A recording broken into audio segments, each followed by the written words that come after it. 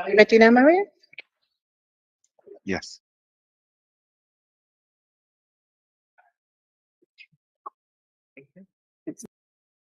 Okay. Welcome this evening to the meeting of the Skills Economy and Growth Scrutiny Commission, to all of our guests in our virtual meeting room, and to everybody throughout the meeting, because this will prevent audio feedback. And if you're still getting feedback, please turn off nearby devices. If you'd like to speak, please raise your hand to get my attention. I can see where you're from before you make a comment.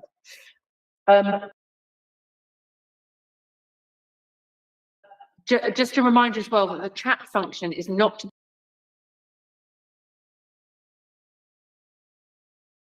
alert me that you wish to speak, or to raise points of order, or to report tech problems. This is a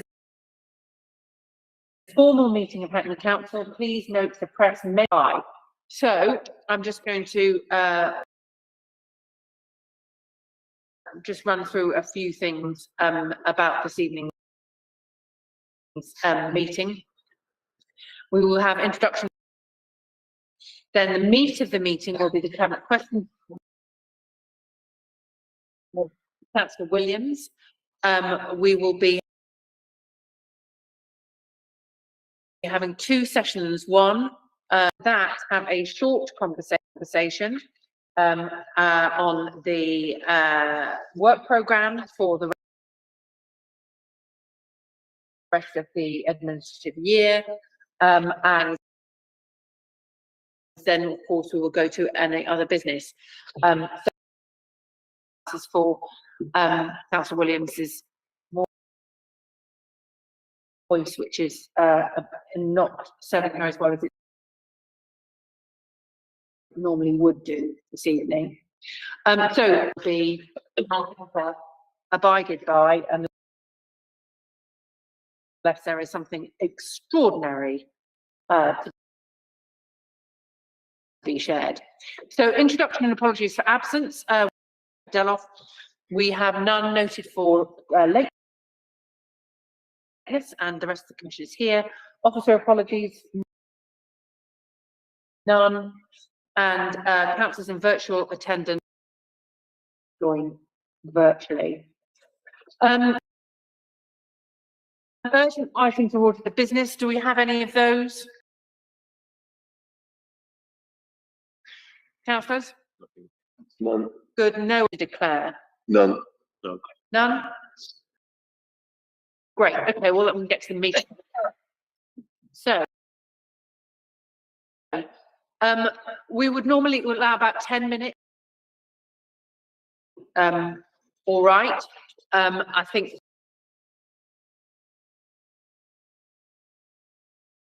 we just need to just run through. Yeah.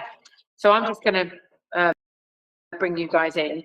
Obviously, just a reminder that the scrutiny function is to hold the Mayor and the Cabinet to account in public as part of the Cabinet question time session.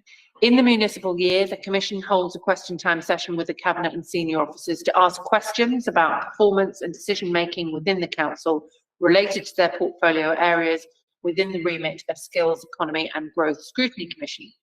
The Cabinet Member for Employment, Human Resources and Equalities was asked to provide information to the Scrutiny Commission about the work the Council is doing in relation to employment and skills for the green and circular economy and adult learning, a look at the redevelopment and changes to adult learning courses and support to refugees and migrants entering the UK.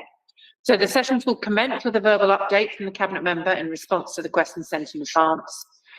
So I would like to welcome to the meeting, first of all, Councillor Carol Williams, Cabinet Member for Employment Resources, Human Resources and Equalities, and also in attendance we have, to help with the Q&A in particular, Stephen Haynes, Strategic Director, Economy, Regeneration and New Homes, and Dujon Harvey. Welcome, Dujon, Head of Employment, Skills and Adult Learning. So First of all, Councillor Williams, are you happy to provide a response to the topic areas you outlined previously? We've got in sort of response to the questions that we sent in advance. Yes. Lovely, thank you. You have 10 minutes. Okay, so just in terms of green skills, to shape our plan to deliver on the Green Youth commitment, we've promised and committed to doubling the size of our local green economy, and to help existing local businesses transition to become a low carbon business. And to do this, we're mapping the green skills gaps and new opportunities in Hackney's economy.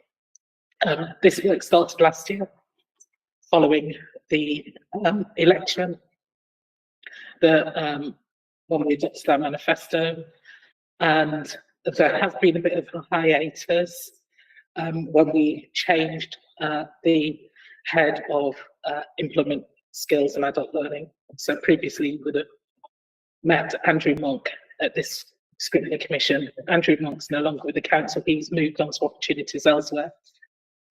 And Dujan Harvey has taken on that role, and he's ably stepped in and closed that gap really very, very quickly. We're lucky enough to have him. He's got a huge amount of experience in adult learning, and so has quickly been working with officers to develop a Green Skills and Circular Economy Commission. We do have a draft work plan for that, which will shape the work. And so this evening, you'll be able to get a little bit of an insight into that. The service has learned from the work that we've previously done on the Diversity Tech Commission.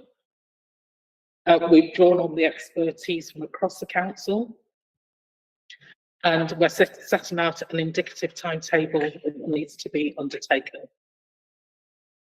We are conducting research on green skills and the circular economy. We worked on a draft terms of reference for that commission, and we're also learning from other boroughs, the public sector bodies, and we're collaborating and reading research documents that have been developed and written elsewhere, including via Central London Forward and the London.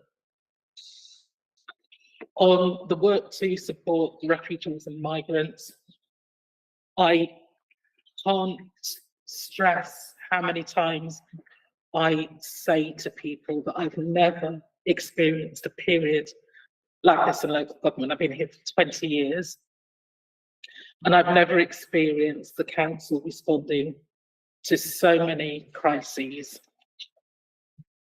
And I take my hat off to all the officers who have been providing a response to the migrants and refugees who are moving into the borough.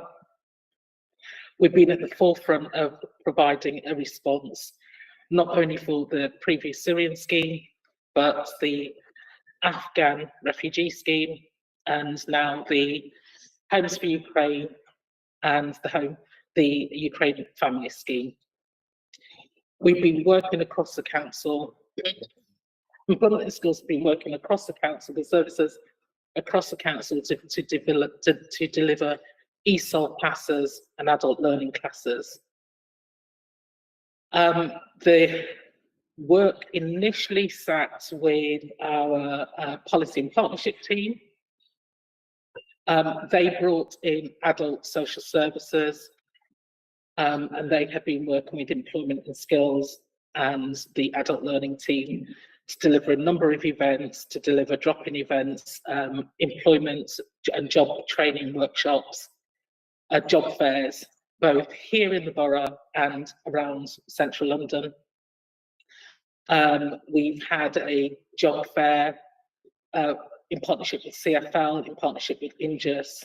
There's been an East London job fair, and we have a job fair coming up in a couple of weeks. Next week, I think, or is it this week, in Ilford. And we are also going to, because of the level of support that we now have to give refugees and migrants, we're centralising all of our refugee and migrant support work. So we have a new refugee, migrant and asylum seeker service that is currently being set up. It is going to sit in adult social care. We are recruiting to posts currently, so those ads are live out there. And this is, the service will bring together the borough's response to specific government programmes, including the Homes for Ukraine, Afghan Citizen Settlement Scheme, the Afghan Relocation and Assistance Policy, asylum seekers within the Home Office, funded hotels, and that will all be in one place in a single service. Employment Skills and Adult Learning will continue to work with that service to deliver employment and skills support for our migrants and refugees. In the same way, I hope it will be seamlessly delivered, and we will build on what we've already been delivering over the last few months. In terms of ESOL and employment, one-off funding amount has been agreed to increase support for refugees with ESOL and supported employment provision. It's been agreed with these teams that the usage of these funds is flexible and needs, as needs change and emerge, and can be carried over into additional financial years. I do want to, on this part, just close by saying that Phil and I, the Mayor and I, have met with migrants and refugees, particularly those on the Ukraine scheme. On the first anniversary of the attacks in Ukraine, the shelling in Ukraine, we met a bunch of migrants, refugees, and hosts here in the town hall. It was probably one of the most difficult meetings I've ever held. One of the most difficult meetings I've ever been to. Listening to their experience of having to move their home, their physical home, the buildings that they lived in, but also flee their country, the place that they called home, and listen to the impact that that has had on them. I don't mind saying that there wasn't a dry eye in the room. And I think that the work that we do to support them as a council just goes a little way to helping them overcome the trauma and the hurt that they have all experienced. I'm incredibly proud of what officers have done. But it's never going to be enough. The support that we get from the government does not cover half of the work that we need to do, and that's why we have to bring all of the services together. We've also met with officers who work in support roles for the refugees and migrants, particularly those on the Homes for Ukraine scheme. And there are some extraordinary stories of how they get here. So this is a really important piece of work, and I'm really glad that you're looking at it tonight in its entirety. I'm not sure that there's much more that I can say except for that quick overview. And I think that we should go straight into questions, if that's all. Yeah. Is there anything either of you guys want to add before we go into questions? I think particularly on the green skills element, it's probably just to touch on the research that Councillor Williams alluded to, that we found is that we've been able to zero in on using, particularly, I think you received the WPR report, which lays out that the industries in which green in London is growing. We've zeroed in on those sectors in Hackney, which are essentially homes building, power, and reduce, reuse and recycle, which is particularly poignant for the circular economy, and understood they're looking at the actual net growth of jobs. So obviously the figures kind of published across all of the relevant reports, published a high number of jobs. So you're talking growth of 500 million jobs in the green sector between now 2030 and 2050.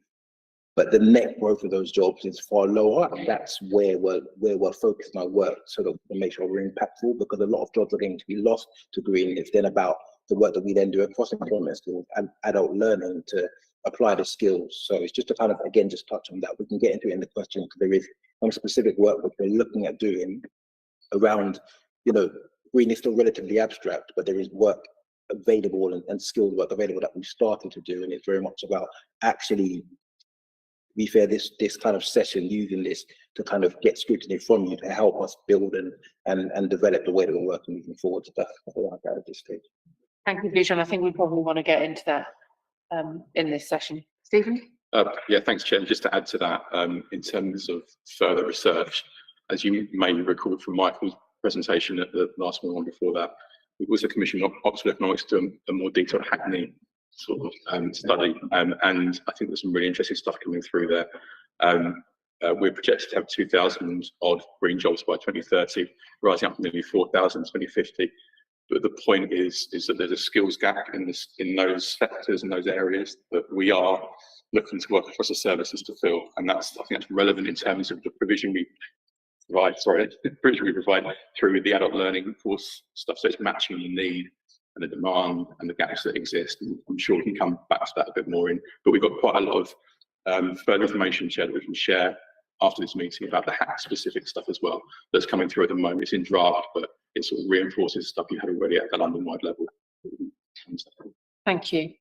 I'm going to suggest that we break our Q&A into sections so that we don't get them mixed up. I'm particularly alive to the fact that, as Councillor Williams has pointed out, this is an opportunity for us to explore the migrant and refugees provision and the integration of that service into, which I think is probably something which we would want to understand better, partly as, again, as Councillor Williams has pointed out, is the most effective way of using limited resources for an enormous amount of need. So if we can keep that separate, as we initially envisaged, talk about employment and skills and the green economy, and then move on to adult learning and the issues around refugees and migrants. I want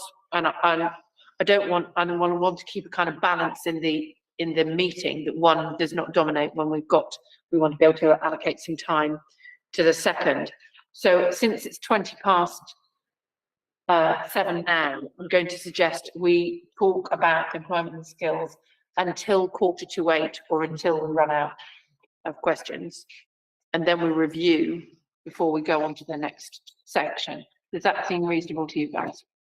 Yeah, great. Okay, so on employment and skills, I'll take questions from the Commission for Councillor Williams and Dujon and Stephen. Councillor Smith and then Councillor Walker. Thank you, Chair. Yeah, just information about the Council's work to identify the skills required across all service areas within its own workforce to support the Council's net zero work programme plan.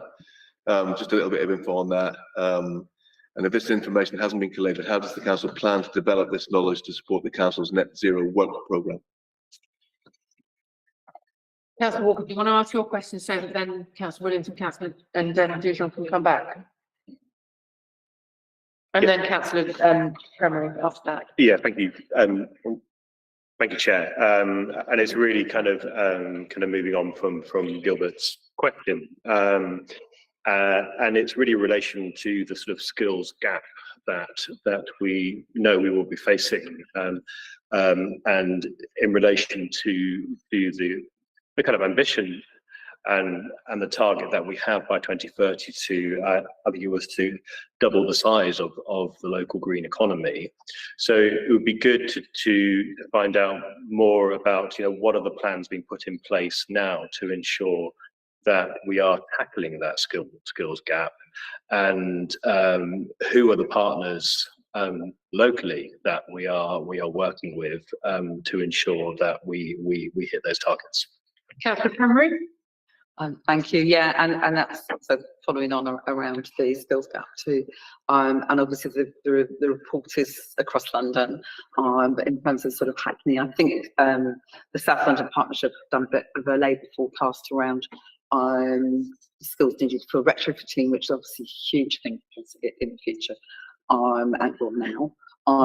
So just a question on how we start to drill down and how that fits in with our kind of budget for training, and also when we have done the training in the colleges, how that fits into maybe our direct labour, how we see that playing out. Are they all clear? Do you want further clarification before we carry on? I think they're clear. Right. And if when we start once, it feels like then when answers. We need follow-ups, yeah, fine. Do you want me to go, Dr. Williams? Yeah, you go first. So to answer the first question with regards to council employees. So at this point, we have a kind of minimal baseline of where the council's at in terms of its need. And I'll jump into the commission in a second and what the purpose of that is. At the moment, we understand that there's a very, very small kind of cohort of officers in the council that are delivering actual kind of net zero specific roles. It's less than 50. And the vast majority of those roles are also quite senior positions. In roles, we're talking very senior management positions. And that flags another issue that kind of is going to influence what we do with the commission with regards to kind of diversity and access into these roles, very similar to our approaches in the past to say that digital and tech and creative industry. We're seeing actually that the emergence of the research and the work that we're doing to establish the wider context of jobs, but in particular at the council as well, there is a disproportionate diversity metric around the jobs in green. I think it's at least skewed 74% in one direction in terms of one demographic is represented in green. So to give you a kind of indication, the largest number of roles that aren't senior roles will be in recycling, so reuse and recycling. And again, that circular economy, we are actually exploring with the commission how we approach green skills and circular economy and whether we continue to have a one overview commission that explores both together or whether we need to develop, even semi-separate work streams. But again, that's something that we want to develop and work through the idea as to which is going to be the most effective way to address the need. But to talk about the actual commission and what the commission is going to do at council. So we're developing our baseline now. We've developed a terms of reference and we've allocated resource to actually have a dedicated officer in the council to start working on building out the commission, building out the membership of the commission, understanding what departments of the council, particularly looking at supply chain, procurement, and particularly Stephen's Directorate, Homes and Building and Power, where we understand that's where the jobs are going to emerge. Looking at retrofit and what the council is doing around retrofit. So I'll ask your question directly later, but looking at the council's retrofit, we supported the council, another department of council, in a retrofit bid last year, which I've heard has been successful. And what we're looking to do with that is identify which roles we can use apprenticeships and the apprenticeship levy spend to upskill roles in the council to essentially address that diversity element. So right now, the commission the development of the commission understands that we still need to need to kind of dig deeper into our baseline research before we can move forward into commission. But what we do know is that we have a lack of jobs in the council, and the first thing that we want to do is look at our apprenticeship program and the way in which we either CDQs and or levies to develop skill sets for people at entry level to move into those roles. Because as I said at the beginning, we have a really, really small cohort of jobs currently available at the council. The commission's initial piece of work once we get staffed will be about understanding where the future skills needs are going to be and how we address that with our own kind of leverage, essentially our apprenticeship levy and our apprenticeship program. Sorry, can I just follow up on that? The commission isn't just about the council workforce. No, it's wider, yeah. So it's definitely wider, and actually the strength that we have at the moment, we have more data in terms of the external role into external industries. the reason why there's some initial focus on the commission looking at the council is because that baseline research, we need to focus on baseline research for the council and understanding realistically what our own actual internal economy looks like at the council, and bring it in line with what we know in the wider borough before we kind of move forward and develop actual actions off the back of the commission. So. Right.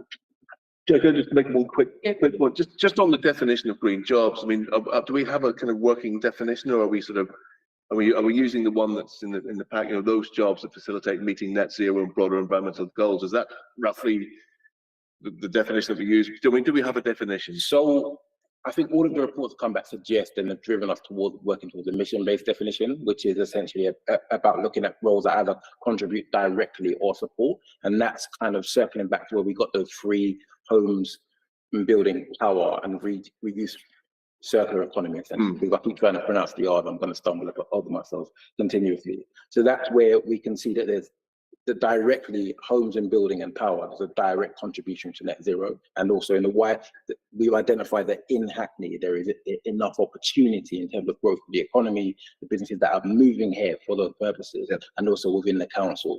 And then in circular economy, so the 4 R's, I'm going to call them from now on, is in the wider economy of the council. So we are working towards a mission-based definition, and actually the report that Stephen alluded to about economics, where they've got to the final iteration of the draft, they've developed some recommendations. We've met with them to agree the recommendations or go back, and actually in there they've also recommended that we use a mission-based definition. Yeah. Following the research into the wider economy. And also one for next. Hang on a minute, Councillor Smith, I'm just alive to the fact that a number of councillors have asked questions, and I'd like Steve John and Councillor Williams to be able to follow on. If you've got anything to follow up, can we do some follow-ups later? Councillor Walker and Councillor Tremue, if you mind answering their questions, that would be great. Sure. So the second question, I've made a quick note. It was about plan to tackle the skills gaps and the partners that we're working with. Again, was that in reference to the green economy, or are we talking just in general? Yeah, I mean, in reference to the green economy and particularly our targets here in Hackney, you know, around doubling the green economy by 2030. Yeah, so the aim is to work with partners, because we actually know the work we do ourselves. We started to, you know, working again with consultancies like Oxford Economics, working with the likes of London to understand what the task is, and then working with colleges. So that's of NCC. So NCC sit on one of our base level employment skills visits. We've started to look at what their plan is, them and also the Mayor's Green Skills Academy, understanding what skill base they have. They have in terms of resource challenges for us as a council, the colleges have a much larger budget to develop and deliver skills. So we're working with them to understand where their skills gaps are, what they're not delivering. Can we use our delivery to do that? NCC have just opened and they're soon launching a green skills incubator hub, which we're involved in. The challenge with that hub is that what it really looks at, it looks at existing employees. So, for example, people in trades who are going to need to get green skills. So, for example, reskilling, really. Yeah, it's a reskilling. So, plumbers, for example. So that represents an opportunity, but it also represents, again, something that an issue that we need to work around, because it doesn't address the entry-level elements. We are working well with organisations such as Generation, who are a charity, and they have been for over a year now, been running pilots and courses which are about retrofit education at the entry level, and essentially about the language people understanding and accessing. So we've actually started to roll out initially some of those training courses at the council for staff, and also it's been embedded into our adult learning curriculum so that people can start to understand what green skills are and how they're going to affect themselves in the world. The aim is that we work with the colleges to understand how we then look at developing level 2, 3, 4, and 5 courses in green skills to bridge that gap between essentially entry level. At the moment, because of the vagueness of the industry and because the jobs are coming through quite slowly, we feel relatively comfortable with the skills that are being delivered in terms of giving people access to the entry level jobs, and also knowing where to go to access roles, say for example in biodiversity at the council. But we need to work with the NCC, Mayor's Green Skills Academy, to understand how we can work together over the next essentially 6 or 7 years to develop level 2 and 3 courses in green to bridge the gap. Great, and Councillor Premue's question. So that question was around retrofitting, I believe. Yeah, and how we're identifying the number, you know, the kind of forecast of trainees and skilled people that we need to meet the needs of the retrofitting. Yeah. So I think with this one is in terms of the way we're looking at the number of people that we need to skill.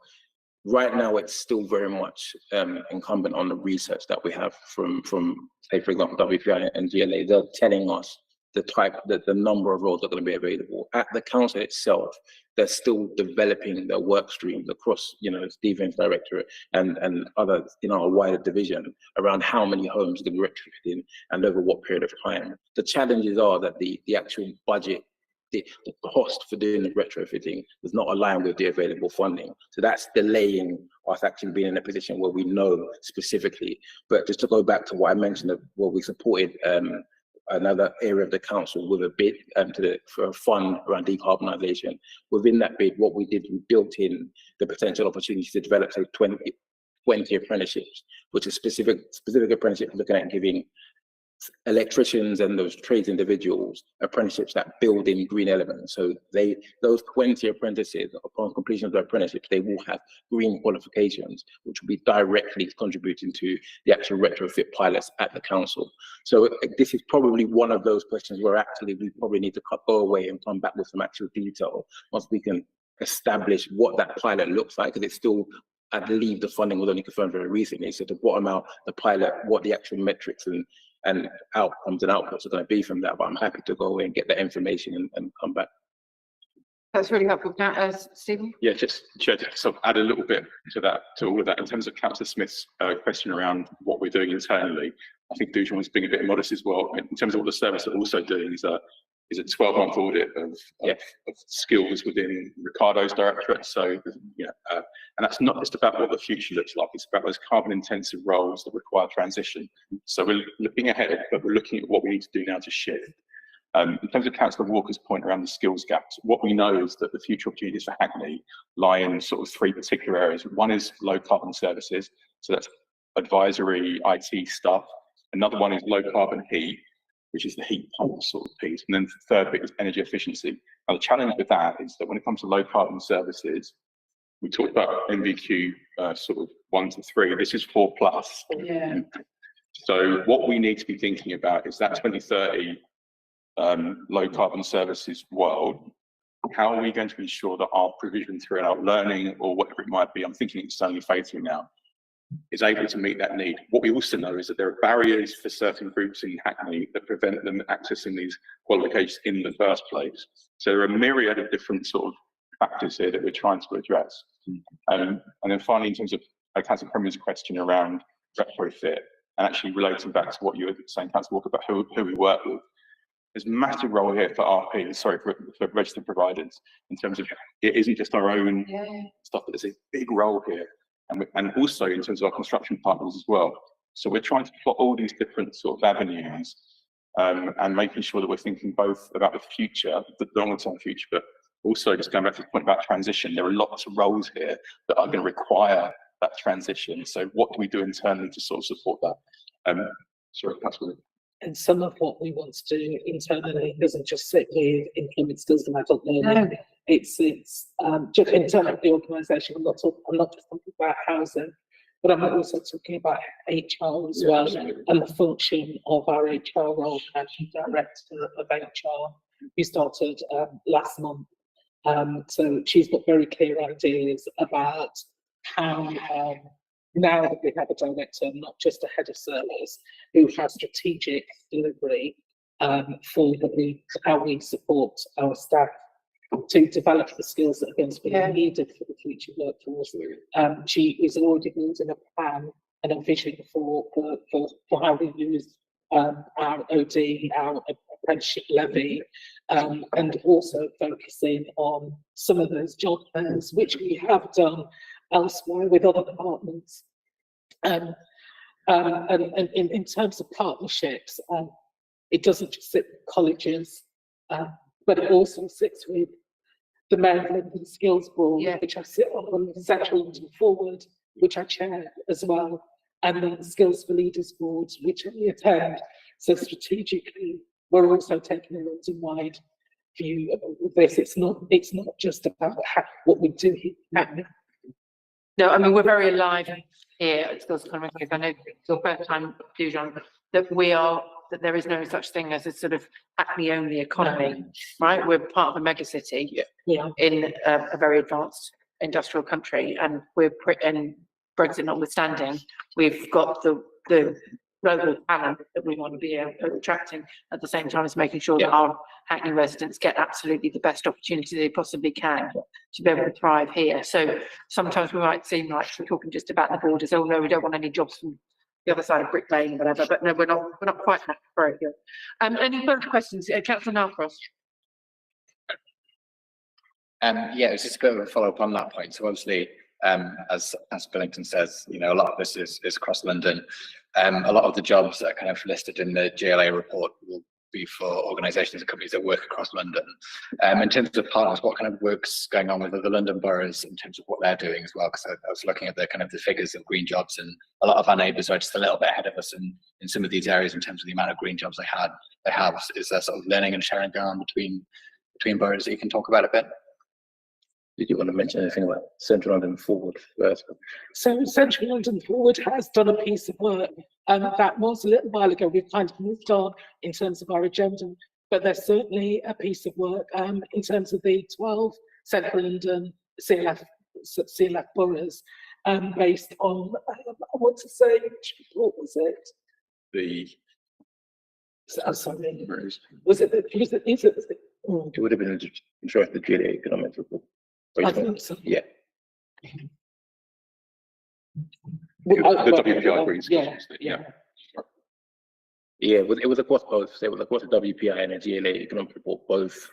The Institute of Employment Studies collaborating both and presented back at CLF, and those 12 boroughs were collaborating to understand what the challenges across all of the boroughs. And we've also got other sub-regional partnerships. So we have the LIFT partnership, which is looking at knowledge economies, and the growth of that and the kind of final phase of the final year of that is also looking at how we collaborate with those boroughs, our neighbouring boroughs, so Islington, Camden and Tower Hamlets, and also make sure that essentially the boundaries are soft around how we access the jobs, how the programs that we develop, that we can develop them together, opportunities to share funding. So if there is funding for particular skills in these areas, that where possible, we're bidding for this funding together so that we can deliver opportunities across borders. Because I think Stephen alluded to it, some of the challenges that we've experienced in the past, in particular in kind of the built environment and Section 106 funding and the interventions there, they limit us to within our borders and mean that we can't access jobs elsewhere.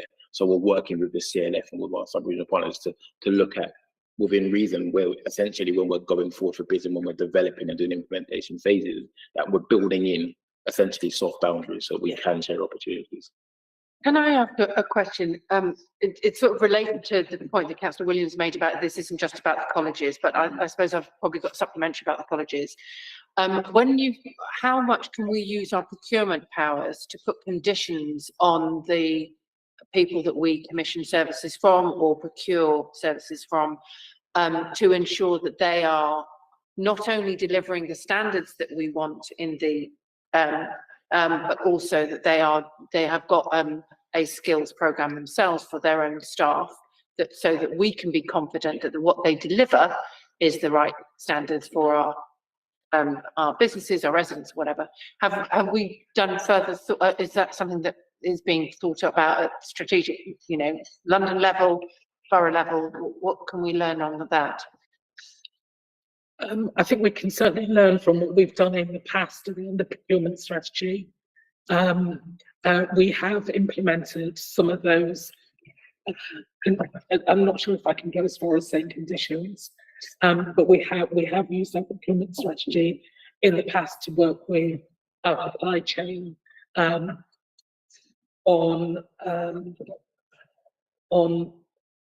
the London living wage, certainly. And in a group, we previously had discussions about how we can use procurement to deliver on employment and union relationships. And I think we can learn from those, from what we have done in the past on this area as well. I don't know that we've got it in the terms of reference yet, but if it's not in the terms of reference for the commission, we can certainly add it to the terms of reference. Yeah, Is the draft terms of reference available to us, or you? It hasn't been, it's not something that's been signed off. I did hesitate in mentioning it tonight. I did want to indicate to you that we are as far as looking, we've got as far as looking at the draft terms of reference. We still have to have a lot of internal discussions about what is included, but we can certainly do some work outside of this online meeting, this public meeting. Should you want to have a look at that, Councillor Billington as chair, and help inform it. We would very much like to work with Scrutiny. Thank you. I'm aware that Councillor Smith wanted to follow up on some things, and then I've got to follow up as well. And then Councillor Premier and Councillor Walker. Yeah, it was just, I mean, I think that, you know, the definition thing is really important. You know, if you look at a job, we should be looking at the definition and saying, you know, what's a green job? How does it relate? And we also need to sort of come together and understand what we all mean by net zero. We know what the UN means by net zero, but what do we mean in Hackney and in London about by net zero? Councillor Smith, can I just say that the definition of net zero is not within the confines of this discussion. We've been discussing the definition of green jobs, something that is on the agenda because of the nature of the reports. But I just think we need to keep focused on what we're actually able to deal with here. But it does have a net zero work programme, the council. Yeah, but this is not about the net zero work programme. This is very specifically about employment and skills in relation to green jobs and how that works. So I just think we need to keep focused on what this session is about. And definitions of net zero are not within the confines of the agenda for this evening. If we want to have further conversations about that, we can do, but not this evening. If it does help, we have been looking at a definition. I don't have it to hand, but as soon as we dig it out, we can send it to you probably after this meeting. We have been looking at one. We certainly, the paper that Simone wrote last year had a working definition for us to agree to. So we have been working to that, Councillor Billington. Yeah. We have to, I'm very conscious of what you just said, Councillor Billington, about the sort of focus of it. So Yeah, we can come back on it. Yeah. Dancing on the head of a pin, or we can get on with creating some green jobs. Councillor Premier and Councillor Walker. Thank you. Just a kind of couple of follow-ups on the green space. We're talking about partners, for example, in construction industry, and there's an awful lot needed in terms of developing skills, for example, with our own build for passive house standards and so on, so that, you know, the retrofitting is one thing, passive house is another. But I was also wondering, as well as the partners, what the kind of intention was, like, for example, where you had where the apprenticeships were skinning people for retrofitting or for green building, whether that was that those apprenticeships would then feed into a direct labour organisation and the council, so we have control around the standards, but also the job security and trade unions and so on and so forth. And just a couple of other things on partnerships and the question about training in Hackney. So another area that you were mentioning is obviously the reuse, reduce, recycle and the circular economy around waste. In the report, it's only talking about something like a 2% growth per year in that area. But as we know, we need to go quite deep and quite fast with that too. And I was wondering what the relationship was in terms of the skills with the North London Waste Authority too, because obviously we need to be tackling a lot more of our waste rather than burning it. And there's an awful lot that we could do kind of as a council. And the last question was more around the kind of gardening horticultural area, because obviously we need to be upskilling people on, you know, biodiversity, for not just the aesthetics of the parks and gardens and so on. Is there actually training in Hackney colleges, or do people tend to go to Paul Manor? I mean, it doesn't really matter whether it's inside or outside the borough, as long as the opportunity is there. It might be, it is something that we probably do need to look at, being a lot more kind of in-house as well. But training in that area. Thanks. Yeah, so predominantly I'd say that the training in horticulture would be based out of colleges like Keppel Manor, but that it is delivered by colleges locally. So there are some courses, and we do have community learning in particular, and non-accredited learning around horticulture, gardening, and working in the physical space on our own adult learning curriculum. So that's something that we have in existence and that we are looking to build out. In terms of actually working in jobs and skills in gardening spaces, so we've had a reasonably good track record in terms of developing and agreeing apprenticeships with council departments that are in parks, libraries, and gardening. So we're looking to continue that and actually look at potentially using our existing relationship with those departments to grow and diversify the types of apprenticeships that are delivered. So not to continue to just kind of, essentially recruit the same apprentices into roles, but be cognizant of the fact that those roles are going to need to change also. The way that they're kind of, partially looking at the green definition, they're now talking about shadings of green and so on and so forth. And those, because of, you're working in a gardening job, there's kind of an assumption that automatically becomes a green job, but actually it's more about how the job is delivered and whether it is actually sustainable and logistics around that. So we're looking at the additional jobs. So we're looking at also the transport roles, additional logistics in terms of also the maintenance of the vehicles and the machinery, and how, and the question about procurement and our own supply chain, how we use our powers and the current existing relationships we have with our procurement, which actually kind of dovetailing with what Councillor Williams already presented. We do have some leverage. Employment and skills is involved in the procurement into supply chain in the council, and we do evaluate, for example, the tenders as they come in from a supply chain provider. We do evaluate the tenders to look at the quality of the jobs, the type of jobs that they're delivering, what the pay is, but also to affect who they're employing, to make sure that the roles are diverse, and actually that the roles are, the entry points are broad enough that they're not excluding individuals who, for example, are generationally exposed to jobs in horticulture and would, for example, have access to Keppel Manor College. So. Thank you. Councillor Walker, are there any other follow-up questions after Councillor Walker? I'm just delighted with the fact that it's now actually 8:45. We can extend this discussion if we need to, but Councillor Walker, you carry on first. Yeah, I should be very brief. It's really just to follow up on the sort of skills gap question and really kind of moving on to sort of the reskilling. And you talked about the sort of Green Skills Incubator Hub. As we start to go through the process of decarbonising our economy,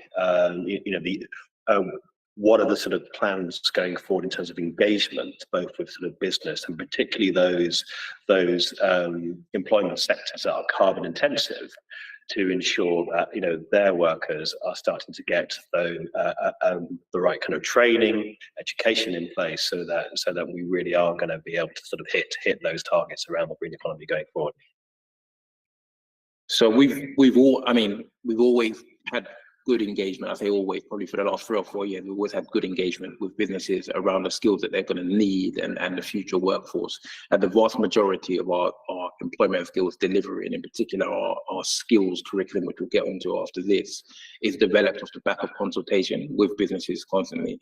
And actually part of the CLF they've commissioned, so Business London have been working with the LSIPs. I can't remember what LSIP stands for off the top of my head. It's probably that migraine that's been bothering me. But the premise of that is that all of the CLF boroughs are working with Business London. We have been, in the last 7 months, I believe, been doing consultations with businesses to really understand how boroughs can essentially deliver the skills and interventions in line with what businesses need. So they've gone through consultation, the drafts have been, and we're now in the process of submitting back our response to our initial consultation. And what we've actually found is that the initial research from Business London is very much in tune and in line with the process that we've been following. So our Digital and Skills Commission, for example, looked at the access points to jobs and looked at where there is a difference between the soft skills that need to be applied and the actual accredited skills. So businesses are telling us what we need to be teaching our service users, our residents, to actually get into the job. So we're being quite we're challenging businesses to not just say that there's not enough people with the skills and that here are the jobs, but to actually also, where possible, change the entry points to jobs to be in line with essentially people who are capable of doing the jobs, but the current skills requirements or qualification requirements are exclusive. We're looking at how they translate the types of jobs, or even the job titles, and where the diversity issue is a very poignant one. One of the factors that we found is that the way jobs are communicated are excluding people from actually not just accessing but applying for and feeling included enough to actually go for the jobs. So that's something that we're doing as a council, but we're also collaborating with the CLF boroughs and other boroughs, in particular with Business London, to kind of take forward that consultation and apply it to our adult education budget delivery of skills, and also in particular all of our employability programs. So employment skills at Hackney is ruled in terms of what we deliver. It's not just for those who are unemployed, it's underemployed and those who are just specifically disadvantaged. So we're using the learning and the engagement that we continue to do with businesses to play that back into our delivery. Can I ask a sort of quite high level question? It follows on from the question asked about businesses. What kind of appetite is there amongst both the private sector and the public sector to provide these skills? Do they feel there is the demand for them? There's a bit of kind of push and pull here. Yeah. I'd be interested to get your take from the council's perspective as to how much appetite there is to provide, because there is a confidence that there is a demand. Yeah. So I think the context of access to global talent has changed that demand and how they interact with us significantly. So since it's become harder essentially to recruit from everywhere, they are much more open to working with us. The appetite is definitely there in terms of providing the skills.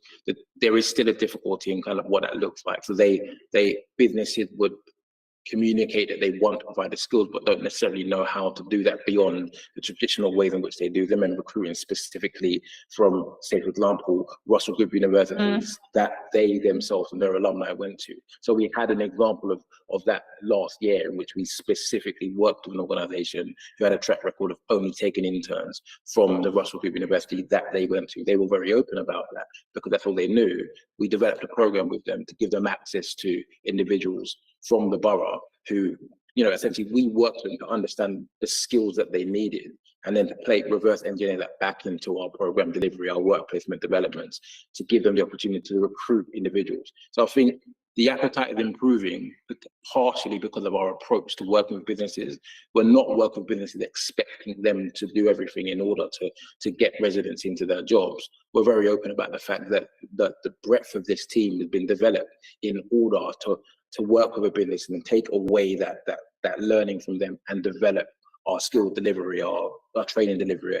Everything about the way we're supporting residents into jobs is almost, to make it slightly easier for businesses to be able to apply, to give the skills to our residents without having to do it all themselves.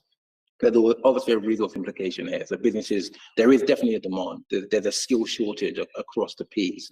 And I think initially businesses just assumed that it would get better, or that they would continue to just advertise jobs and people will come when economic growth reestablishes itself. That's not happening. And actually they're having to work with us on colleges and local universities to continue to access the right type of talent, which gives us the leverage that we're hopefully effectively using. And can I follow up on that in relation to specifically the green skills and the colleges? How confident do you identify the colleges are at being able to provide the skills training that is required in order to be able to meet what should be the demand? And again, it's like, how much demand is there? Yeah, so I think the colleges are well placed to deliver against the skills demand. The potential where I'm less confident is their ability to do that in a cost-effective way that is, essentially applicable to residents and to those, particularly in the cost of living crisis, those who may not have the access to finances. At present, it seems that there isn't much of a kind of free provision. available in green skills. There's definitely appetite, and particularly the Mayor's Green Academy that is funded to deliver those skills. But as yet, I think there's some development that academy needs to go through. We're still kind of in a position where we're trying to work with them to see when the time frame is going to be for an actual prospectus, and essentially a list of skills at different levels that are then kind of applicable to what businesses are telling us they need now and are going to need. I think one kind of poignant element of the circular economy report that Oxford Economics have done shows that we have the majority of businesses, although they're small in the borough, intend to grow in the borough and intend to stay in the borough as they grow and want to recruit new staff. They themselves are not quite sure what the skills need looks like because they're still SMEs and small to medium businesses. But where my confidence is waning is that that's going to happen quite quickly. They're going to realize what skills they need very, very quickly. And Find them. precisely. So that's where, in particular, working with the Mayor's Green Skills Academy, we're kind of trying to encourage them to move quite quickly in terms of just getting skills at a level, at least level 3, because Stephen alluded to, a lot of the jobs are going to be coming out at level 4 and 5. But if there's still a deficit of individuals that have skills at level 3. So we need to address that first and get that intermediate level first. Then we can do the work and we can use stuff like apprenticeships and apprenticeship levies to then upskill those level 3 people into level 4 and 5 using apprenticeship. There's certainly on a London-wide level, I've got a little bit more confidence that colleges are able to deliver on those skills for learners. We do have those discussions at CLF as well as merit skills for London Broad, and lots of colleges around that table. And there is much more of an appetite and a willingness for employers in particular to do more. Right, Stephen. Yeah, just very quickly, Chair, just to say that it doesn't stop at FE. And I think one of the things that we're really keen keep pushing is that a lot of the professions that we're talking about that have links to the green economy, but particularly around design and built environment, architecture, planning, whatever it is, these are white professions, right? And there's a point that people stop. So we're working, for example, with the London School of Architecture to work out where that fix is after the sort of FE provision. How can we help and support individuals into those professions without sort of the barriers that currently exist? And there's a lot of work happening between those things. It can't just stop there. You know, it has to move forward a bit. So that's really important to us as well. So colleges, absolutely, but universities, and we do have a number of universities in the borough. How do we leverage that as well? Thank you.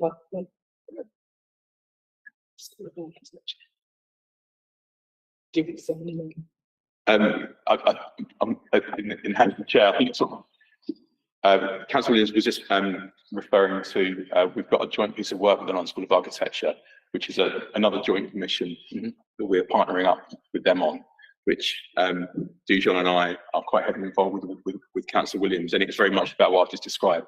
So this isn't just sort of us thinking it's a good idea. There's actually stuff happening with the sector that will help move this forward, and I think it might be quite useful if it's possible in the future to bring that back to report on how that's going as well. Because I think Neil, who's the Chief Executive of the LSA, would be really interested to talk to the Commission about how they're trying to do this stuff as well. But yeah. Great, thank you. Councillor Walker, and then I think we'll probably wrap and go to the section unless there's any further questions. Chair, sorry, can I just pop back 1 second? Yes, I mean, it was to add on to sort of Stephen's point, really just around the fact that, you know, we have this target through our climate action plan to double the green economy by 2030. And, you know, there's lots of plans around the sort of skills and development of universities and colleges, but also just around the sort of the growth of business and how confident are we in terms of that growth of business, but also, you know, attracting new business to into the borough, so that, you know, we are able to sort of reach that target by 2030. So the initial kind of like research and work that we're doing now actually says that, you know, we're quite confident. A lot of the surveys are, you know, part of the last report that was done with a survey to businesses in the borough and their wider network. So we've done we've got, and this is something again that we can share later on. There is a networking document which shows the network of green businesses in the borough and the businesses that they network with. And again, it's north of 60, maybe 70% of those businesses saying that actually they think Hackney is a borough that businesses are coming to because of Hackney's reputation around sustainability, and that it is generally a borough that is quite eco-friendly, and that is having a big impact. The report initially tells us, one of the recommendations that it tells us is that as a borough that we potentially should brand ourselves better, because actually we are one of the boroughs that has a very good kind of outlook on green skills and green economy, and that we could do more there, which would have a direct impact on our economic kind of growth and economic development to attract businesses into the borough. We do have, and obviously when you look at, say for example, like Hackney Wick has a concentration there of green businesses and growth of green kind of infrastructure and community. And we are exploring, and this is probably something that we are looking to potentially explore as part of the commission, about potentially doing a direct piece of work around Hackney Wick, and also to incorporate Harry's, for example, which has a number of kind of businesses there. The SME kind of basis of most green businesses in the borough initially presented what we saw as a bit of we were cautious because we thought SMEs are going to grow and they're going to leave the borough. But what we're being told from our surveys is that actually the businesses are staying in the borough. They're intending their growth is not, they don't need to move out of the borough to grow the scale at which they plan to do, and the type of roles that exist they can do with. We're not really looking at the kind of green economy that requires massive land. We're not looking at production and that type of work. So we're encouraged essentially, and like I said, the latest survey findings suggest that we are in a good place and that we are attracting and retaining green businesses. I think that's a good place to end this section, if everybody is comfortable with that. Are there any further questions before we move on to the area talking about the refugees and migrants? No? Okay. Yeah, I think there might be some other stuff on skills but I don't think we need to essentially do it now. Okay, who would like to kick off talking about the provisions for our migrants and refugees and asylum seekers with specific reference to the Ukraine?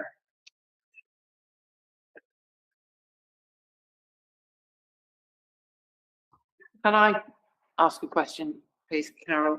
I'm particularly struck by one of the things that you said the last time you came to speak to us in June last year, that as well as the things that you said this evening about how moving that event was a year after people had to flee their homes, that we as a council were providing English language skills and ESOL for everybody, but that this is in the context of the Ukraine refugees coming. Did we put on additional English and ESOL classes as a result of the pressure, the increased demand with the Ukrainian refugees, or was that simply an extension of what we'd done before? Was an extension or an expansion? Can you explain a little bit about what that provision was and how much need it met and how much need is unmet? So we did additional ESOL classes for Ukraine, for those on the Ukraine family scheme, as well as the Homes for Ukraine scheme. We put them on last summer, I believe it was. Dijon will be able to tell you the numbers. I'm sorry, I don't have the numbers. And that was, we paid for that out of the funding that the Home Office gives for the Homes for Ukraine scheme. So that's how it was resourced. But that's time limited, isn't it? We still have the funding for the Homes for Ukraine scheme. The funding has been reduced, however, so we don't have quite as much. The language skill level amongst those from Ukraine varies considerably. So there are some people who are very proficient in English, and are, they very independently going around London applying for jobs and all the rest of it in order to live in the capital. There are those who need a bit of additional specialist language support. And there are those who need a lot of support. So my understanding was that it was quite a mixed tenure in terms of provision for the ESOL classics. But it didn't meet everybody's needs at all, or their requirements. I don't know whether it's something that we can continue in the way that we delivered it last year, given the government's announcement on the reduction of funding for those on the Homes for Ukraine scheme. And sorry to follow up on that. We've always provided ESOL and English. We've always provided ESOL. And they're open to everybody, regardless of their first language. The resources that you had was as a result of the Homes for Ukraine scheme, but you were making sure that it was open to all. And when you said that it's the unprecedented in your 20 years in local government, that's not just about Ukraine, though, is it? No. Can you elaborate a little bit more about the kind of pressures that our services for migrants and asylum seekers and refugees are under, that you experience in the context of your 20 years in local government? I've just never seen this level of local delivery of responses to the sort of international situations that we are seeing. Syria's felt like a long time ago. Afghanistan happened quite quickly when it did last summer. And then quick on the heels of that, we've also had Ukraine.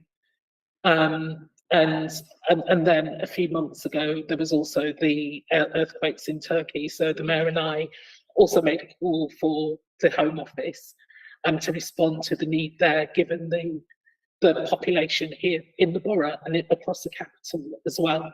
So lots of people have family members there. We are developing a level of expertise in terms of migrants and refugees in the borough now. We're learning from responding to previous crises. I think that we have an exceptional team of officers. And now we are coordinating a service specifically to respond to the growing demand. And part of doing that is it means that it's just a lot more cost effective for us to be able to deliver the services in the way that need is that migrants and refugees require. So we can, I don't want to give the impression that they're drawing away from council services. What we have done is consolidated the support and pulled together officers. And when we require more support, we can draw in from teams across the council pretty much in the same way that we did during the pandemic. We were able to second officers to respond to that crisis, and we are doing so now.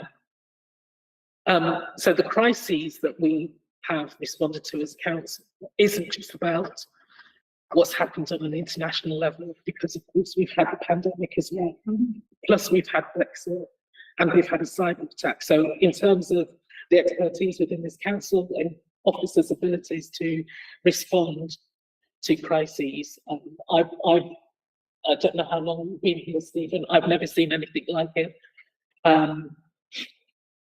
And as a cabinet lead member for HR, I'm constantly in total admiration, but I also recognise the demand that it puts on officer time, as well as their mental well-being. And that's why we have to have really strong policies to support our officers. Thank you. Questions of Councillor Walker first. Any others? Councillor Walker. Thank you. Thank you. I mean, it's very evident now that kind of local authorities, particularly, are sort of becoming the sort of frontline providers for support for refugee, asylum seekers, and migrant communities. And I think that's in the sort of the absence of ongoing government support, but also the increasing sort of hostile environment that we find ourselves in politically. my question really is kind of moving on really from what you've already talked about, Councillor Williams, in terms of what you said around the council's response, centralising the support for refugees and migrants through kind of adult social care. I wonder if you could say a little bit more about how that's going to sort of work in practice going forward, but also just around what work's going on around sort of cross-sector collaboration as well. So obviously, the third sector are very active in Hackney around supporting refugee, migrant and asylum seeker communities.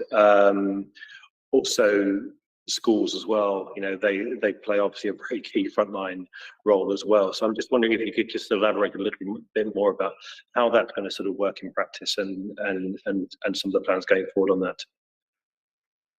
Yes, so it's still going to be a relatively small team. We have an officer who has been appointed, not yet started, so the team isn't yet together. I'm trying to be really careful that I'm not announcing anything that isn't public, so I'm looking at the wording that I've been given. So we do have a refugee, migrant and asylum seeker service. That's what we're establishing.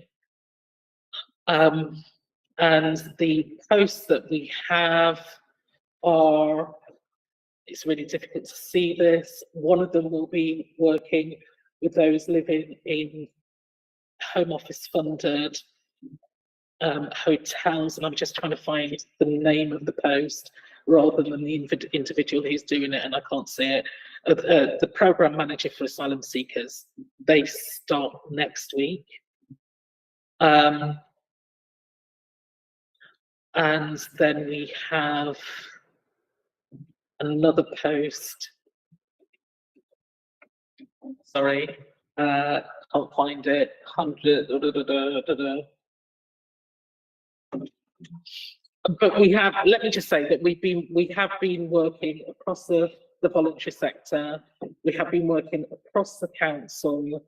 We have put on a number of events specifically on mainstream.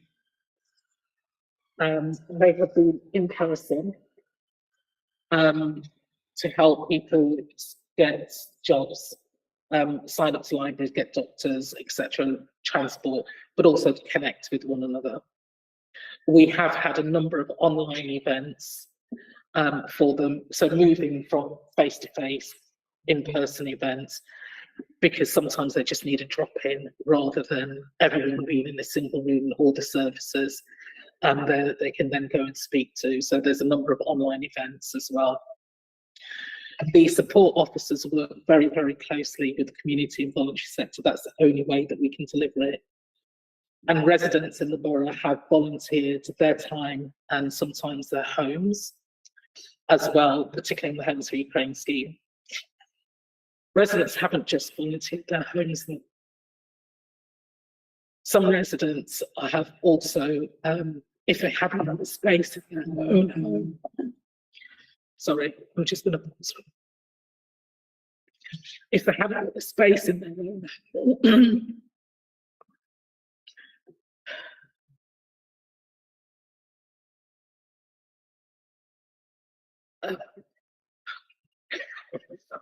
Is your voice gone? yeah, Don't worry about it. no, it's fine. It's coming back. We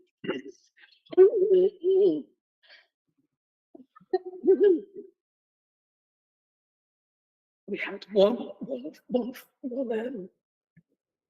group of residents who have clubbed together, and what they have done is rendered a home for Ukraine family in the borough because they didn't have the space in their own.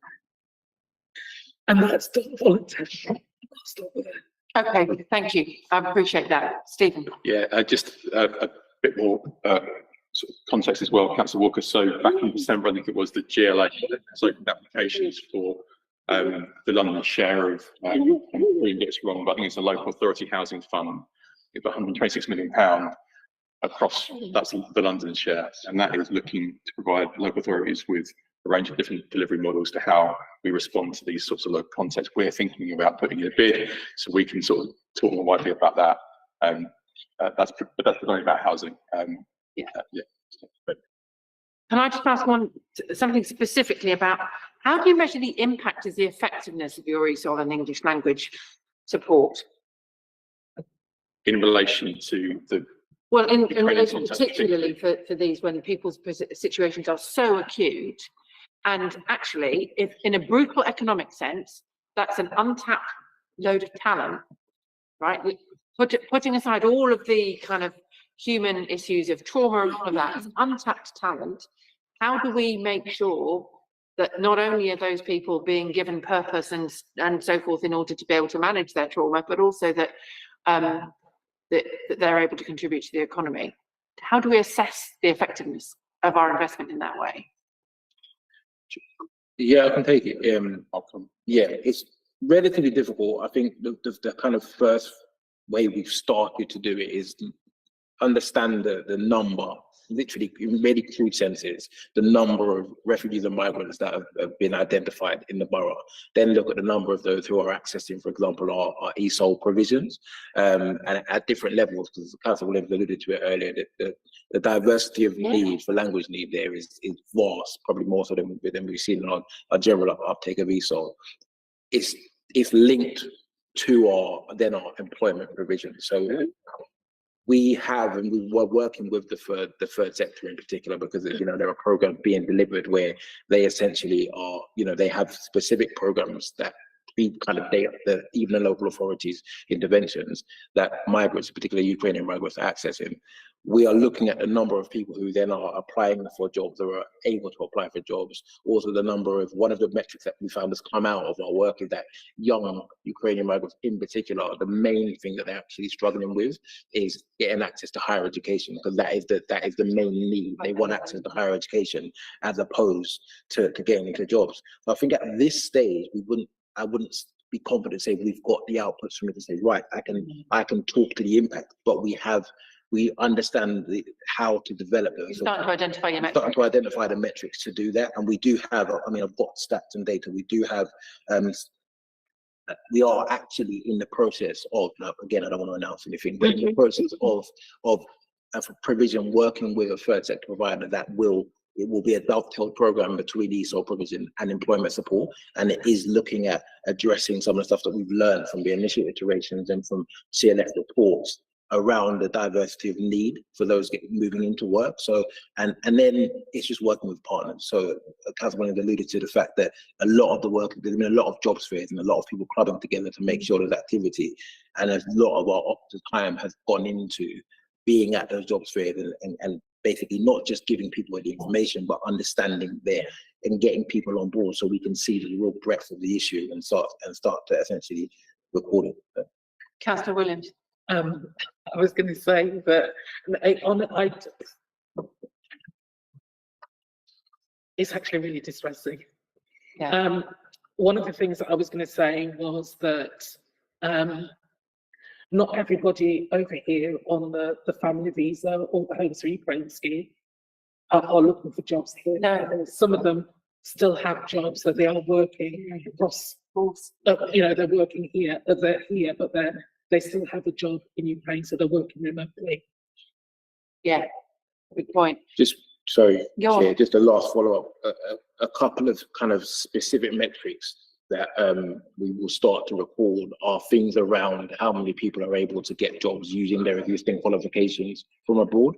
So one of the things that we're putting in place in our delivery is access to resources that allow you to either transfer your qualifications or do a short course in order to make your qualifications applicable here. We'll start to be able to build in and say specifically the number of people accessing those, commensurate with the number of people that are telling us now that they're signing up for our services to get jobs because the qualifications. For example, one example is that we had an engineer who's essentially doing a job at an astronomical level that can't get a job here and was looking at moving into the food and drink industry. They didn't want to, but we're looking at essentially what we're doing with that individual is how can we get their qualifications applicable here. So most of the delivery of ESOL and employment support has been delivered through our existing Hackney Work service, which has allowed us to record the information. And moving forward, there's going to be a much more specific focus working with a partner that eventually will be able to reveal to deliver this ESOL and employment support. And that, as part of that, we've given them a target, and also a target around understanding the impact and recording those metrics for us. But it's a great question, Chair. It's that untapped skill bit. Yeah. It's, how do we go beyond that output of, was it 39 refugees that we've supported in terms of ESOL? What does that mean in terms of the untapped skill bit? So I think that's something really we should think about. And I mean, we're talking about Ukraine because it's in some ways it's the most acute, but you refer to the situation in Afghanistan and the exodus from Kabul, the fact that we've been talking about these kind of crises since Syria, if not before, and all of these other pressures. There are Hong Kong, and Hong British Kong. nationals. Yeah, we have a number of people of different parts of the world who are coming to Hackney for very good reason, and we need to not only be supporting them, but also ensuring that they can become contributors to the local economy. Councillor Walker. Yeah, and I think it's also about the ability of ESOL to increase its reach, because I think the challenge has always been ESOL is how far is it reaching into those communities that are just not getting those kind of services. And I think all of us as councillors will know we knock on doors. And we will have a conversation with residents who's often translated by their children who are in schools, and there are lots of adults who have just not been able to get access to the sort of language skills through ESOL or other services. And so it's looking at again at that kind of cross-sector sort of partnership that we need to develop to ensure that vital services like ESOL are getting through to the right people and the right communities, and that we're expanding that reach. Yeah, just really briefly on that, we are working to develop an ESOL forum specifically in response to that kind of challenge that we've identified. And there are a few organisations such as ELAT and NCC around the kind of skills brief in particular. We've realised that we need to come together and have a forum, but then also in terms of the community aspect. In general, our ESOL and community learning is delivered in places where we are identifying essentially we need to go to where individuals are. So we have flexibility year on year and actually throughout the year to change and adapt where we deliver our provisions from, and actually learn and work with our partner organisations who tell us or who have caseloads, and we can deliver our provisions with and in collaboration with them through co-location. Councillor Williams. I was just going to say, Tracy will remember very well the work of a previous commission on ESOL that addressed that very point. Where do we go to deliver ESOL? We've got to go where residents require it. But that's what it is as well. There was also a difference in terms of women and men who were accessing ESOL classes. It'd be good for us to have a look at how that need has changed and whether it has changed. And this is why the integration of adult learning and employment skills is so important. Well, I was going to come on to that because we did ask. Sorry, Councillor Premier, go on. Oh yeah, no, it's just a very quick one. It's the scenario that you gave of somebody say engineering skills, but say maybe not the language. Do any colleges provide a kind of more technical English as well? Which some of the skills, even if English is your first language, it might be a bit of a learning curve, but some and the occasions where people might be able to transfer but language is that kind of available. So at the moment, it's a development of what would essentially be functional skills. So functional skills is that English and maths, but it's then embedded into skills delivery. And it didn't initially take into, or probably didn't have the time initially to take into consideration specific the ESOL needs of this group, because there is a level of, it's quite niche actually in terms of the diversity of needing someone being really, really high skilled. Actually, it's quite strange in a way, because a lot of the highly skilled Ukrainian refugees are also have high proficiency in English, but it's it's often much more aligned to you know, you have someone who may have a master's essentially, but their master's is not applicable to this country. So the issue is more about the qualification, where the issue is about language that is being built into, in particular, our ESOL, and looking at, there's another branch of ESOL which is called IELTS, which is specifically looking at language in the context, in a vocational context, and how it applies to work. And that is something that we're exploring ourselves as a council in terms of, is that an option? Can we find a way to potentially develop resource to deliver that ourselves, or not deliver it, but convene and work with partners to deliver that type of qualification, which does adjust itself to the vocational aspect of the individual. I'm alive to the fact that we've also asked you to tell us a little bit more about the adult learning work that you've done in terms of the new adult learning curriculum, evidence base that underpin that decision, and so forth. We have got some time, so I'd like to be able to explore that. It's in the list of things that we asked Councillor Williams and the team to present us on. So we want to know a little bit more about the new adult learning curriculum and the evidence base that underpins the decision making. But let's build a little bit on the evidence that you gave us last time you were here in June. Can you tell us a little bit about that new adult learning curriculum, and you know, how you came to make the decisions that you did about refreshing that? Yeah. So essentially, it goes back to that engagement with businesses and understanding where the businesses and the labour market and kind of our analysis of labour market growth. So the changes in the curriculum are subtle, because obviously the curriculum is designed in a way that year on year it doesn't change that much. But we're looking at growth economies. So we're looking at growth economies, which are constructions. What I was going to say, it's always going to be a growth economy. I mean, at the moment it's growing quite slowly, but it still represents a growth economy, because one development essentially, it has a vast number of jobs.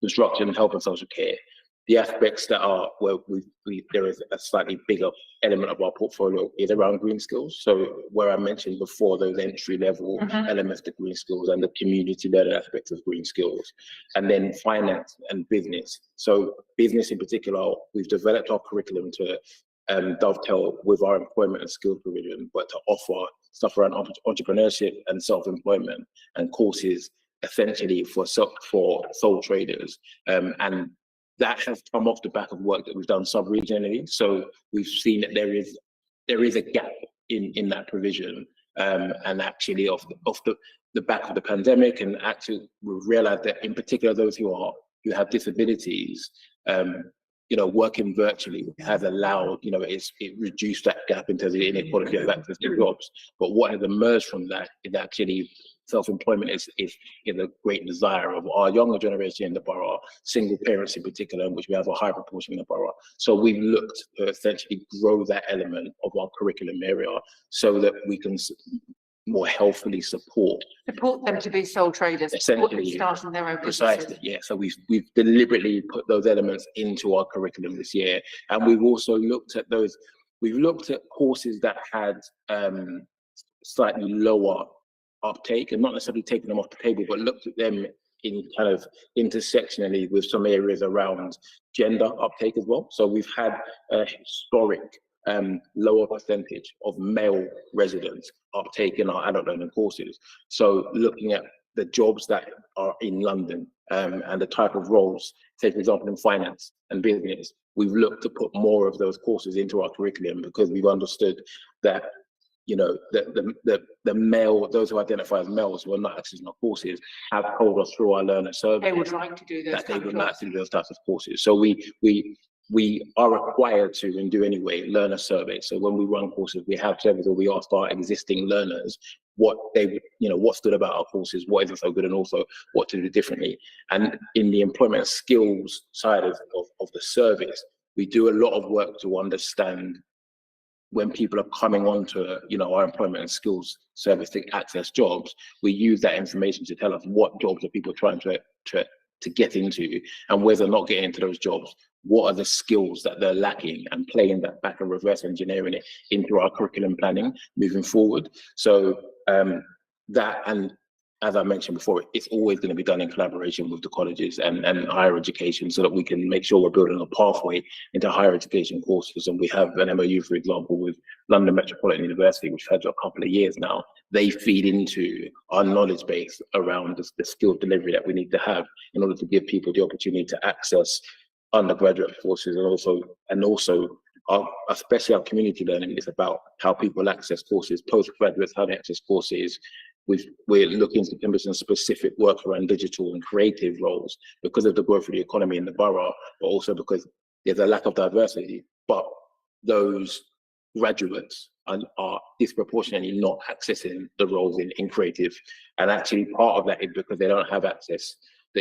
They do have access to the skills that are available, but they don't have the funds available to pay for them. Historically, we didn't have many creative and digital skills courses. We do now, and we are running boot camps and swap delivery programs to give people that essentially short, sharp access, and giving them accreditation in such things as Adobe, which are specific qualifications to be able to get into, say, for example, a job where you need to be a digital marketer, and also is one that is again skewed in terms of diversity. You know, that sector looks Very white. very white as well. So Very, yes, sorry. very male. I did just want to, it would be remiss of me, of Tracy, not to know that just in terms of entrepreneurship, there was a particular recommendation that also came out of the Young Futures Commission.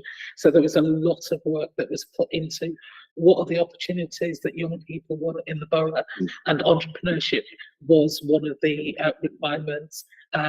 And so that is also one of the reasons why we look at entrepreneurship in terms of our offer for adult learning as well. I just wanted to note that, so that No, that's really helpful. It's very important that we get the huge amount of work. recommendations from the Futures Commission Absolutely integrated into our understanding of And it was how young people how the administration is changing. so they would want reference to it here tonight. Yeah. And I think it's particularly striking to me. We've always been an entrepreneurial borough in lots of ways. I know lots of parts of the country where people are used to only working in one industry, big workforces in one workplace, and that is not the Hackney experience in any way, shape, or form. So we need to understand how we build on that tradition and meeting the aspirations of new generations of Hackney residents. Any further questions on this area? Councillor Walker. Yeah, thank you. I mean, just to kind of build on from that, really, is just around the sort of some of the cultural barriers that we find around adult learning. So, I mean, I work in the sort of Stamford Hill area, and thinking about the Orthodox Jewish community, and just some of those barriers that are very real in those communities to kind of accessing some of the services that are often very inclusive, but for lots of different reasons, they can't be accessed. So I'm just wondering where, how we're sort of, looking at how we approach that to some of the complexities that we face around the sort of cultural inclusion. So we make specific allowance in our curriculum for courses that are ring fenced for. We've got courses that are for women from the Israeli Jewish community, also again women from the Islamic community as well. So we've got a specific, we've always had it, and we look year on year to basically adjust where we need to, where we can see if we're essentially, if there's an underperformance level, so essentially if we're not reaching enough from the community, if we have a need, and we meet regularly where possible with providers from within the community. So in particular, in the Haredi Jewish community, there is an active community that develop their own skills provision. So we liaise with them, or aim to liaise with them to understand where we can possibly have them involved in our curriculum process. So because of the procurement restraints that we have, we have a limited time period in which we can do that, so we engage with it. But we're always essentially, our curriculum team work and meet with providers regularly to establish, and also not just understand what they can deliver now, but support them around the frameworks that they need to meet. So looking at Ofsted frameworks and DFE, and helping them get to a point where they themselves could be a legitimate provider of education. So I mean, obviously I probably didn't mention it, but the way our model is split is we have direct teach, but the predominant element of our adult learning is commissioned out. So that allows us to essentially not just use some of our own direct teach, which is delivered in those communities, but like I said, where possible, commission to them, so where they are the experts essentially in engaging with their own communities. And just to add to that, Councillor Walker, Dujon talked about male learners, which was always a historic challenge for us. But we had other very clear targets around qualities groups, so over 50s, those with disabilities, and from minority ethnic groups. And so the story that Dujon told about male learners is also applicable across those other groups as well. And we shift the provision to ensure that those gaps are being addressed. And then going right back to the beginning, an hour and a half ago, the flexibility that this local curriculum provides us is ability with Councillor Williams' leadership, Dujon and I, to look at those future skills gaps, everything we talked about for the last hour and a half, and match provision. It's classic supply and demand stuff. So that I spoke just now about that importance of integration between our learning and employment skills. It's writ large here. It says current need and future need, and we're able then to shape it in a bit more acute. Great. Any further questions from the Commission? I'm alive to the fact that we might actually manage to stay on time. Amazing in all senses. Okay, well, thank you so much. It's been a really, I think the Commission will agree, it's been an extremely interesting and productive and thoughtful conversation, which has given us a very good sense of the work that is being done on a range of areas.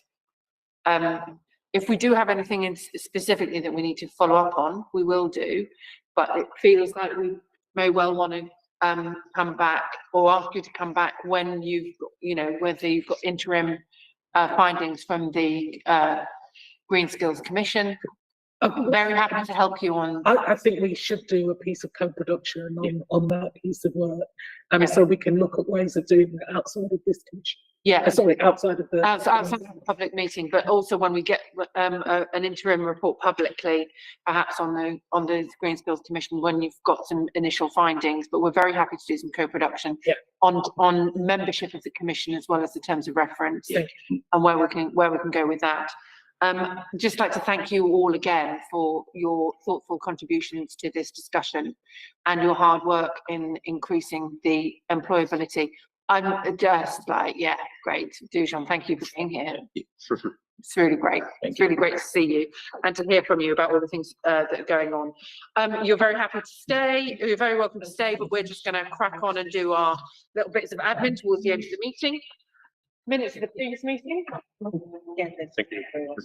we have everyone. Are you happy, ladies and gentlemen, to agree the minutes of the previous meeting as per the agenda? Agreed.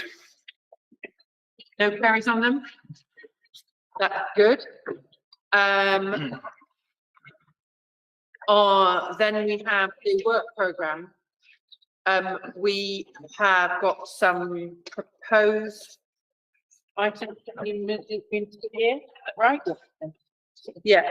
So we'll look at a couple of things that have already been proposed by members of the Commission. Sustainability and licensing, an update on Council's exploration of finding an alternative to glass that is not single-use plastic and is reusable. We could do a deep dive on that. These are things that we can start doing after the new AGM. The potential for boroughs to use licensing powers to drive behaviour of local businesses. Also the potential for the climate action plan. We might need to discuss the climate and that review of the Council's engagement in consultation with businesses during that. And HCVS. Are possibilities for July. I'm also going to, is everyone happy with those as proposed subject matters for the next few? June and July. Sustainability and licensing, does that fit for June? Are we comfortable with that? Yeah. Gilbert, it was your idea, wasn't it? Yep, it's all good. And you're happy with that? Mhm. We're going to get stuff from the Council, yeah, okay. I've got another suggestion, because that's only half a meeting really, is I'm wondering whether we could ask the markets team to come to us, to talk to us about how the markets are managing after the significant amount of intervention to support them during the pandemic in a cost of living environment. Yeah. I'm particularly struck that we are really lucky in this borough. Well, we're not lucky nothing happens by magic. The fact that our markets have survived is a consequence of action by this administration. We should be scrutinising that in terms of assessing its success and learnings that other people could take from it, but also where there might still be other things that we might need to consider, whether they've got long-term viability or whether, you know, they're going to need further support or intervention, those kind of things. Does that feel to people like a good idea, something that we could have as? Yeah, I mean, would go really well. Great, okay. Well, Tracy and I'll have a bit of a work on that. And then I just wanted to say I'm keen to probe further on the effectiveness of the planning department to meet its manifesto commitment on the conservation area planning policy being aligned with net zero, or at least being able to enable in conservation areas to contribute to a net zero future. So we'll explore that in the weeks ahead and see whether there is a need for a meeting, or whether we can resolve that in another matter, another form. Does that make sense? Yep. Great. Let me make sure I kind of bring you out. Is there any other business from anybody? Okay, well, and I declare this meeting closed. Thank you.